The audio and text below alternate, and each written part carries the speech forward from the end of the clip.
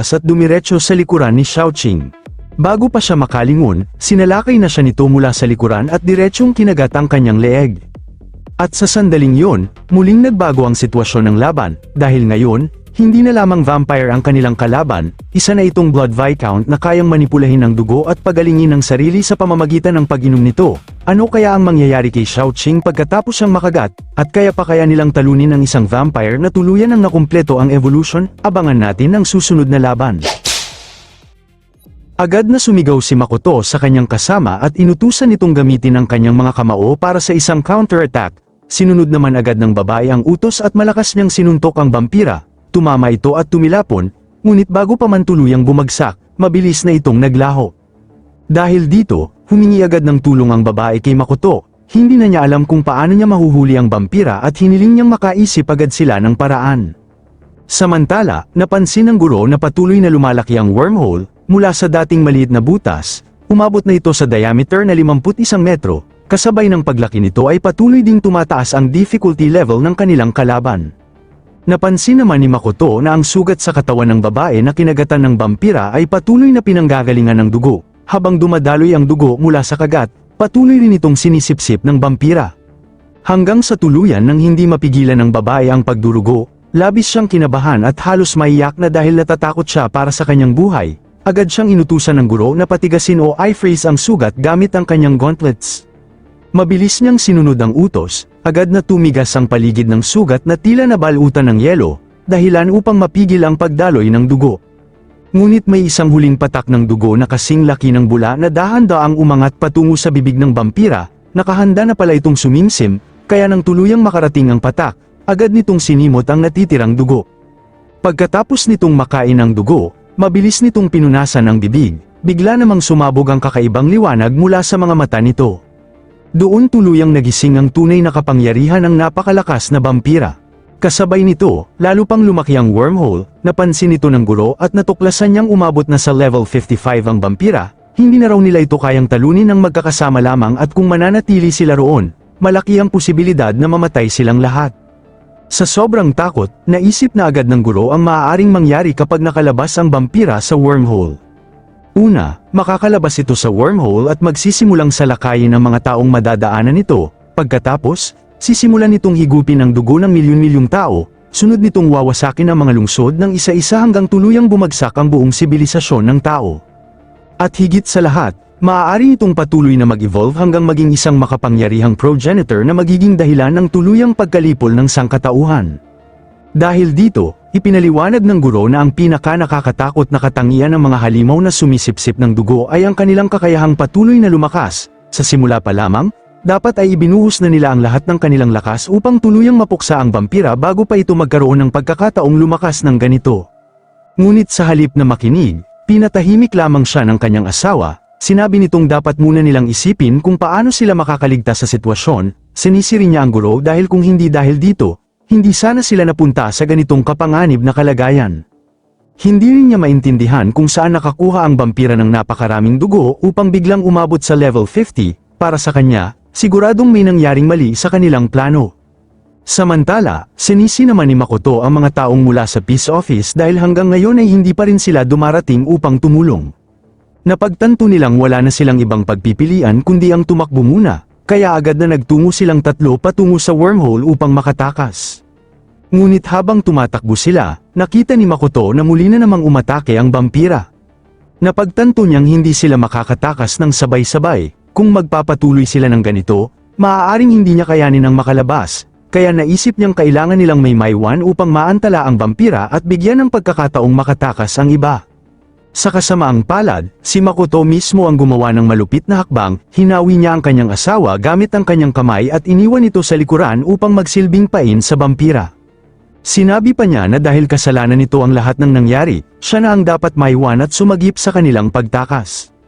Dahil sa biglaang pagtulak, nawala ng balanse ang guro at tuluyang naiwan sa likuran. Habang desperado siyang nagsusumamo sa kanyang asawa, mabilis namang papalapit ang vampira. Hindi nagtagal, dumating ito sa harapan ng guro at hinawakan ang kanyang ulo. Wala na siyang magawa at tila wala na siyang pag-asa na makatakas. Ngunit bago pa siya tuluyang kainin ng vampira, biglang may malakas na sumuntok mula sa bibig nito. Isang tao ang dumating upang iligtas ang guro, si Lu Zhang. Mabilis itong sumugod at pinakawalan ng isang napakalakas na suntok sa vampira. Sa lakas ng tama, tumilapon ang vampira. Gulat na gulat ang guro nang makita niya kung sino ang dumating upang iligtas siya. Hindi niya inaasahang makikita roon ang sarili niyang estudyante.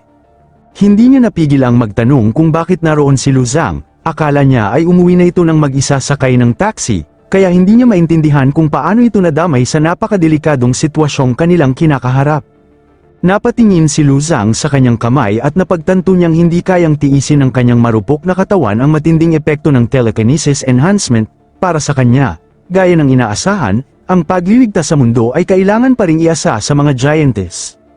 Agad namang hamarang ang guro sa pagitan ni Lu Zhang at ng vampira. Akala niya ay nasa panganib ang kanyang estudyante, kaya sinabi niyang siya na ang haharap sa halimaw at pinakiusapan si Lu Zhang na umalis na habang siya ang hahadlang dito. Samantala, napahinto si Makoto at hindi makapaniwala sa kanyang nakita. Hindi niya akalaing kayang patumbahin ng batang yun ang vampira, lalo siyang nagulat nang malaman niyang estudyante pala ito ng guro. Hindi niya maisip kung paano nagawa ni Lu Zhang yun. Dahil dito, sinabihan ni Makoto ang kanyang kasama na kalimutan na muna ang nangyari at umalis na sila. Ngunit bago pa man sila tuluyang makaalis sa wormhole, isang matalim na tingin ang ibinigay ni Lu Zhang kay Makoto. Malinaw ang kanyang mensahe, wala siyang pahintulot na umalis si Makoto. Gamit ang kanyang telekinesis, itinaas ni Lu Zhang ang lupa at ginawa itong parang isang malaking pader upang harangan ang daan. Habang ginagawa niya yon, ipinaalam sa isip niya ang tunay na dahilan kung bakit naging ganito kalakas ang vampira. Ang unang dugo na nainom nito ay palihim na ipinakain ni Lu Zhang gamit ang kanyang telekinesis. Sinadya niyang ilagay ang mga ito sa isang desperadong sitwasyon upang tuluyang lumabas ang tunay na pagkatao ni Makoto. Sa sandaling tuluyan nang mawala ng tiwala ang guro kay Makoto, hindi na siya muling malilinlang nito at hindi na rin siya mapupunta sa bodega na nasa labas ng lungsod na wala ng suot at wala ng buhay. Ang natitira na lamang niyang kailangang gawin ay alisin ang vampirang sumisipsip ng dugo. Kapag nagawa niya yon, makukumpleto na ang kanyang tunay na layunin. Habang nakangiti, muling nilapitan ni Lu Zhang ang kanyang guro at hiniling na maging partner niya ito kahit sandali lamang. Ngunit hindi siya pinansin ng guro at sa halip ay sinabihan siyang huwag nang magbiro. Siya na raw ang haharap sa vampira kaya kailangan ng tumakbo ni Lu Zhang. Gayunpaman, hindi pa rin sumuko si Lu Zhang. Ipinaalala niya sa kanyang guro na malapit na ang kanilang pagsusulit at tinanong kung maaari ba silang magsagawa ng isang mock combat exam ng magkasama. Habang nakikinig ang guro, nanatiling nakangiti si Lu Zhang, hawak niya ang isang bato sa kanyang kamay habang patuloy na ipinapaliwanag ng guro na ang pagiging magpartner ay nakadepende sa kanilang compatibility. Ngunit bago pa man matapos ang kanyang paliwanag, agad nang ginamit ni Lu Zhang ang kanyang mental link. Sa isang iglap, direktang nagkaroon ng koneksyon ang kanilang mga isipan. Napunta sila sa isang mundo na tila nasa loob mismo ng isip ni Lu Zhang. Hindi makapaniwala ang guro sa nangyari dahil pakiramdam niya ay direktang nakakonekta ang kanyang isip kay Lu Zhang. Tahimik lamang itong nakatitig habang iniunat ni Lu Zhang ang kanyang kamay at mahinahong inaanyayahan siyang magtiwala sa kanya at lumapit. Hindi pa rin makapaniwala ang guro sa kanyang nararanasan. Tinitigan niya ang kanyang mga kamay at napagtantong parang totoong mental link ang kanilang koneksyon. Hindi niya malaman kung tunay ba itong nangyayari o tila isang ilusyon lamang. Dahil hindi pa rin siya lumalapit, gumawa ng paraan si Lu Zhang, bahagya niyang ginalaw ang kanyang paa at gumalaw mismong ang parang dila kanilang kinatatayuan. Dahil dito, nawala ng balanse ang guro at napasubsob diretso sa mga bisig ni Lu Zhang, agad naman siyang sinalo nito ng maayos at may paggalang. Pagkatapos ay ipinaliwanag ni Lu Zhang ang dalawang uri ng combat style na itinuro sa kanila ng kanilang guro. Ang unang estilo ay para sa warrior na nananatiling malayo sa panganib at nagbibigay lamang ng suporta sa pamamagitan ng mga equipment orb. Sa ganitong paraan, ang giantess ang pangunahing nakikipaglaban habang ang warrior ay nagbibigay ng suporta mula sa ligtas na lugar. Ang ikalawang estilo naman ay mas kakaiba. Sa halip na magkahiwalay ang dalawa, nagiging iisa ang kanilang isip. Sa ganitong estado, parehong nakokontrol ng warrior at ng giantess ang mga orb pati na rin ang mismong katawan. Matapos marinig ang paliwanag, naunawaan ito ng guro at napangiti. Para sa kanya, mas bagay ang unang estilo dahil maaari niyang akuin ang opens iba habang nagbibigay lamang ng suporta si Lu Zhang. Ngunit agad siyang pinigilan ni Lu Zhang, hindi ang unang estilo ang gusto niya. Ang nais niya ay ang pangalawang combat style, ang estilo kung saan tuluyang nagiging iisa ang kanilang isip at katawan. Dahil dito, labis na nagulat ang guro sa kanyang sinabi. Sa realidad, hindi pa rin tuluyang nakakatayo ang vampira matapos tamaan ng suntok ni Lu Zhang, ngunit dito pa lamang magsisimula ang tunay na laban. Bigla itong bumangon at napangiti nang makita nitong nakatayo pa rin sa harapan nito ang guro. Para sa vampira, tila isa lamang itong madaling biktima na maaari nitong pagsasawaan. Samantala, kababalik pa lamang ng guro sa realidad at nagsasalita pa tungkol sa pagsusulit. Para sa kanya, ang isang pagsusulit ay dapat na sariling tapusin ng eksamini nang walang tulong ng iba. Ngunit bago pa man siya matapos, mabilis na muling gumalaw ang vampira, paikat itong tumakbo sa paligid ng guro habang naghahanap ng pagkakataong umatake. Nanatili namang kalmado ang guro sa kanyang kinatatayuan, sa halip na mataranta, hinintay lamang niya ang tamang pagkakataon. Samantala, humingi ng pahintulot si Lu Zhang upang siya naman ang kumuha ng kontrol sa katawan ng guro. Nang makuha niya ang pahintulot, agad niyang ginamit ang kanyang telekinetic enhancement. Biglang bumalat sa katawan ng guro ang isang malakas na aura. Sa tulong ng kapangyarihan ni Lu Zhang, kusa nang gumalaw ang katawan ng guro, mabilis itong kumilos at halos makasabay na sa bilis ng vampira. Bago pa man makapag-react ang kalaban, nakarating na ang guro sa mismong harapan nito. Ngunit sa sandaling yun, biglang nabawi ng guro ang kontrol sa kanyang sariling katawan, sa halip na matakot, kalmado niyang ipinaalala kay Lu Zhang na hindi pa ito lubusang lumalaki at wala pa itong dapat katakutan. Pagkatapos, naghanda siya ng 2 equipment orb para sa kanyang susunod na atake. Ang una ay ang Giant Serpent Tendon Shackles, isang ranggong D na equipment orb na naglalaman ng mga kadena na gawa mula sa litid ng isang higanteng ahas. Dahil dito, taglay ng mga kadena ang pambihirang tibay at kakayahang umunat. Ang ikalawa naman ay ang Serpent Fang Gauntlets, isa ring ranggong D na equipment orb na ginawa mula sa mga pangil ng isang higanteng sawa. Bagamat marupok ang mga ito, napakatalam naman ng kanilang mga pangil at napakasakit kapag tumama sa kalaban. Samantala, tuluyan ng sumugod ang vampira at pinakawalan ng isang malakas na atake patungo sa guro. Ngunit handa na ang guro, nabalutan ng kanyang mga kagamitan ang kanyang kamao at eksaktong sinalubong niya ang paparating na atake ng vampira. Sa isang napakalakas na suntok, tuluyang nawasak ang atake ng vampira na para bang wala lamang itong halaga. Labis na nagulat ang vampira sa nangyari, hindi pa man ito nakaka-recover, ipinagpatuloy ng guro ang kanyang pag-atake, mabilis na tumama ang kanyang suntok sa kalaban at tuluyang tumagos sa bahagi ng bibig nito bago pa ito magkaroon ng pagkakataong umiwas. Sa isang suntok lamang, malinaw na ipinakita ng guro kung gaano kalaki ang naging pagbabago sa kanyang lakas matapos pagsamahin ang kanyang kakayahan at ang telekinetic enhancement ni Lu Zhang. Mula sa malayo, nasaksihan ng giantess ang ginawa ng guro. Hindi siya makapaniwala nang makita niyang napaatras at tumilapon ng vampira dahil sa isang suntok lamang. Sa kanyang isip, napakalakas pala talaga ng guro.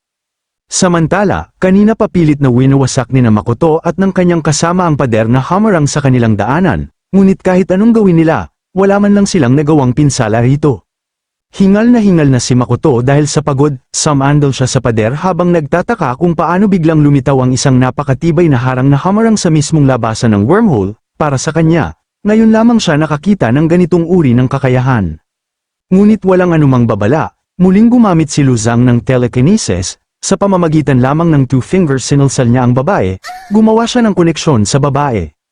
Nagulat ang babae nang bigla niyang maramdaman ang kakaibang koneksyon, ngunit bago pa siya makapagtanong, nahila na silang lahat papasok sa kamalayan ni Lu Zhang. Kasama rin pala roon si Makoto. Sa loob ng consciousness ni Lu Zhang, nakita nilang papalapit ito sa kanila habang nakasakay sa isang napakalaking alon na parabang nagsusurf. Hindi makapaniwala si Makoto sa kanyang nakita, sa sandaling mabuo ang kanilang mental link, tila sinalakay na ni Lu Zhang ang kanyang sea of consciousness, lalo siyang nagulat dahil ang mismong batang ito pa ang nakapasok sa kanyang kamalayan. Ngunit bago pa man siya tuluyang makapag-isip, mabilis na sumugod si Lu Zhang. Isang malakas na tuhod ang direktang tumama sa mukha ni Makoto. Sa loob mismo ng kanyang consciousness, tila winasak ang mukha ni Makoto, ngunit ang mas nakakatakot ay hindi lamang nanatili roon ang epekto ng pag-atake. Ang pinsalang natanggap niya sa loob ng kanyang kamalayan ay nakaapekto rin sa kanyang tunay na katawan.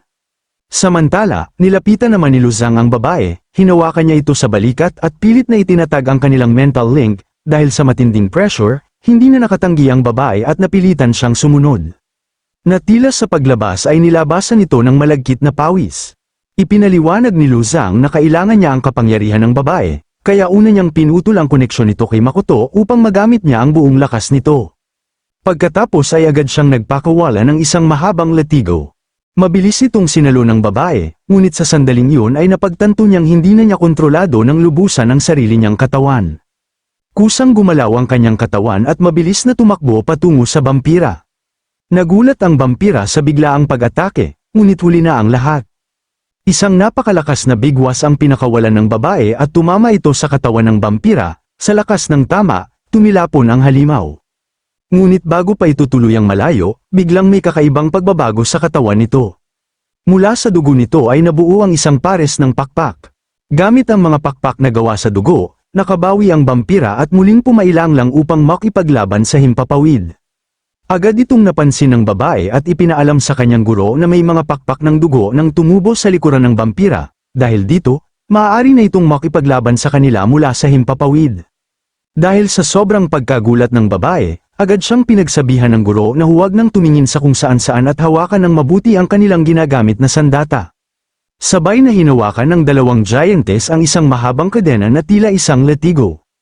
Napagtanto ng babae na ang ginagamit nila ay ang Giant Serpent Tendon Shackles Orb, karaniwan itong itinuturing na halos walang silbi dahil sa limitadong kakayahan nito.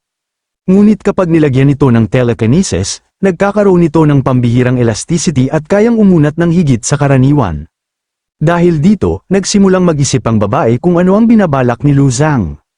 Agad namang ipinaliwanag ni Lu Zhang ang kanyang plano, gagamitin niya ang telekinesis upang iunat ng husto ang tendon shackles. Kapag sapat na ang pagkakabanat at bigla niyang inalis ang telekinesis, babalik ang mga kadena sa dating anyo nito ng napakabilis.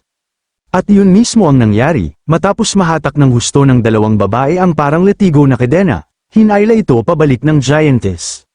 Sa isang iglap, naging parang napakalaking tirador ang buong mekanismo. Ang guro ang naging parang bala na inilunsad nito. Buong bilis siyang tumilapon patungo sa kinaroroonan ng bampira. Samantala, patuloy pa ring nagbabago ang anyo ng halimaw at naghahanda para sa panibagong pag-atake, ngunit bago pa man ito tuluyang makumpleto ang bagong anyo, nakarating na ang guro. Diretso niyang tinamaan ang bampira, sa lakas ng kanyang pag-atake, tumagos ang kanyang sandata sa katawan ng halimaw, bagamat tuluyang nasira ang kanyang ginagamit na kagamitan dahil sa lakas ng banggaan, sulit naman ang naging kapalit nito. Natalo nila ang pinakamalakas na kalaban na kanilang kinaharap. Masayang-masaya ang mga kasama niya nang makita nilang matagumpay nilang napabagsak ang bampira. Samantala, mula sa malayo ay nasaksihan ni Makoto ang lahat ng nangyari, hindi siya makapaniwala sa nakita niya at tila ayaw niyang tanggapin ang katotohanan. Sa huli, tuluyan ang nagsimulang magkapira-piraso ang katawan ng bampira hanggang sa tuluyang bumagsak ang pinakamalakas nilang kalaban. Napatingin ang guro sa kanyang mga kamay at hindi makapaniwala sa kanyang ginawa, matapos ang lahat ng nangyari. Siya mismo ang nakapatay sa isang evolved blood-seeking demon. Hindi nagtagal, lumapit si Lu Zhang habang pumapalakpak, binati niya ang kanyang guro at sinabing tiyak na tataas na ang kanyang ranggo dahil sa napakahusay niyang ginawa. Ngunit sa halip na matuwa sa papuri, sinalubong siya ng guro ng sermon, pinagsabihan niya si Lu Zhang dahil hindi ito nakinig sa kanya kanina, hindi niya alam kung gaano kapanganib ang pagtatangkang linisin ang isang wormhole, lalo na kapag ang kalaban ay patuloy na nag-evolve. Ngunit bago pa niya matapos ang kanyang sermon, bigla nang nanghina ang kanyang mga tuhod. Tuluyang bumigay ang kanyang katawan at napasubsob siya sa mga bisig ni Lu Zhang. Agad siyang pinakalma ni Lu Zhang at sinabihang humiga muna at magpahinga. Matagal na rin daw mula nang makipaglaban ng ganito katindi ang kanyang guro, kaya talagang napagod ito sa laban. Ngunit tila may naaalala pa ang guro, sinabi niyang may kailangan pa siyang gawin at hiniling kay Lu Zhang na tulungan siyang makarating sa isang lugar. Hindi na nagsalita si Lu Zhang, sa halip, maingat niyang inalalayan ang kanyang guro at dahan-daang dinala ito patungo sa kanyang asawa. Samantala, ang kanyang asawa ay halos hindi na makatayo at kasalukuyang gumagapang sa sahig matapos ang lahat ng nangyari.